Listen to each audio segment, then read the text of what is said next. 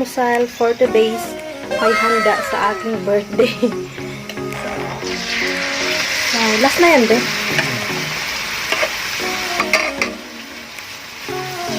Ito pa siya, guys. Kunti na lang. Kakain na tayo. Ayan. Sarap niya, guys. Ito ay, gagawin naming almusal. Maaga pa kasi ngayon. Good morning, guys! Ayan, guys. Kakagising ko lang, guys. Ayan, wala pang sukla yung buko. Magulo pa yung buko. Kakagising ko lang kasi. Ngayong araw na ito ay, this is my birthday!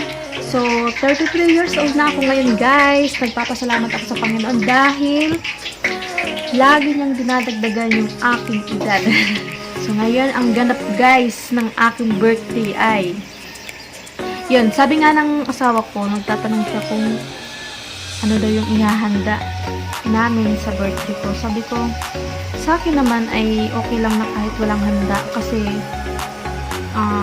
malaki naman na ako, matanda naman ako, kahit hindi na maghanda. Sabi niya, bakit ayaw mo maghanda? Sabi ko, hindi naman sa ayaw. Dito na lang tayo sa bahay, magluto na lang tayo ng pagkain. Kanin, ulam, yun, sapat na yun sa akin, sabi ko sa kanya. Tapos sabi niya, meron pala akong biniling saging na saba. Kung gusto mo, gawin kong kalamay, sabi niya. Yung tawag kasi sa kanila ng piritong saging ay kalamay. Sa amin naman, sa Bisaya ay baduya.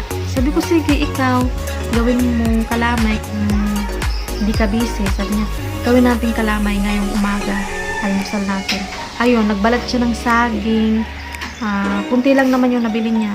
Tapos ayun, sabi niya, prituhin nga daw niya, gagawin niyang kalamay. So, tingnan natin, guys.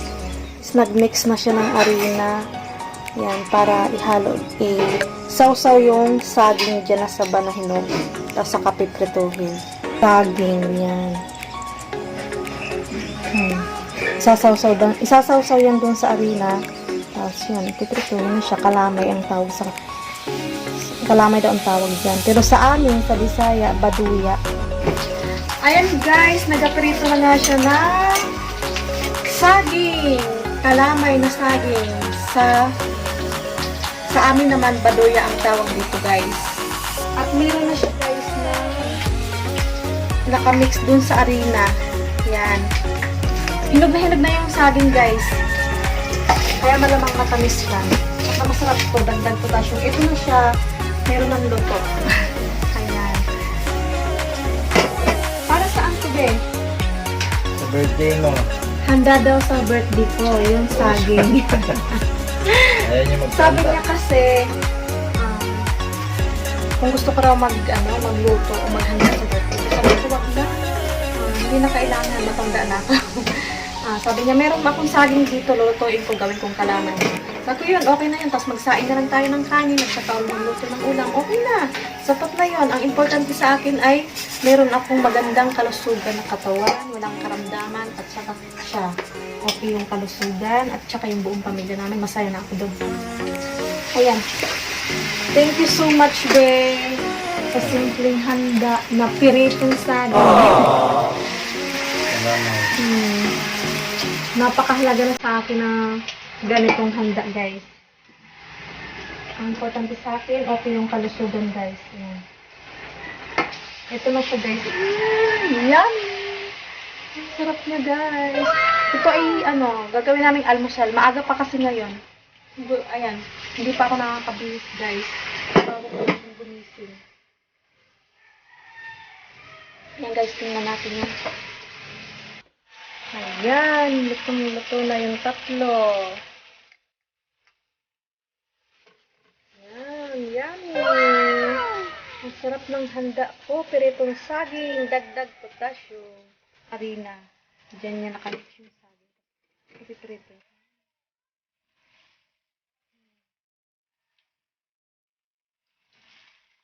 Ito yung handa na mabilis lutuin, guys.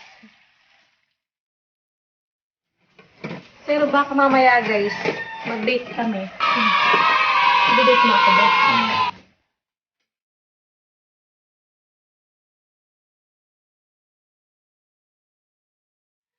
Sabi niya, bili kita ng cake. O sige mamaya, kapag nagustuhan ko, papabili ako.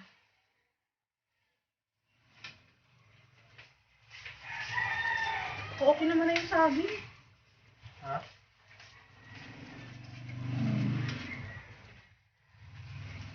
Kunti pang gabi. Thank you so much.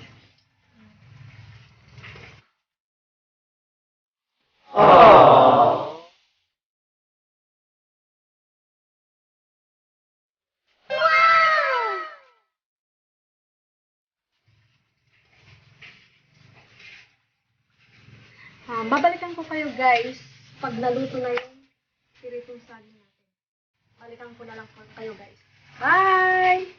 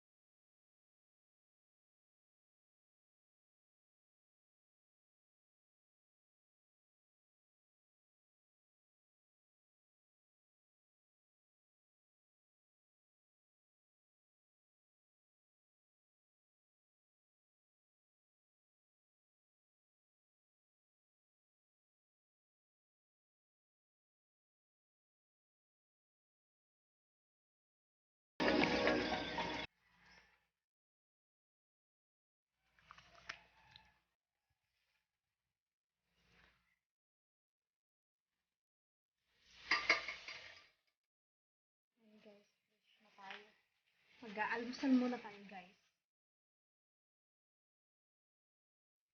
Wow! Kunti na lang. Ayun, guys. Almusal for today. May handa sa aking birthday.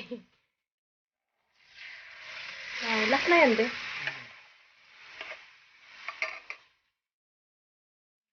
Ito pa sa guys. Kunti na lang. Kakain na tayo. Ayan. Okay ka lang, be.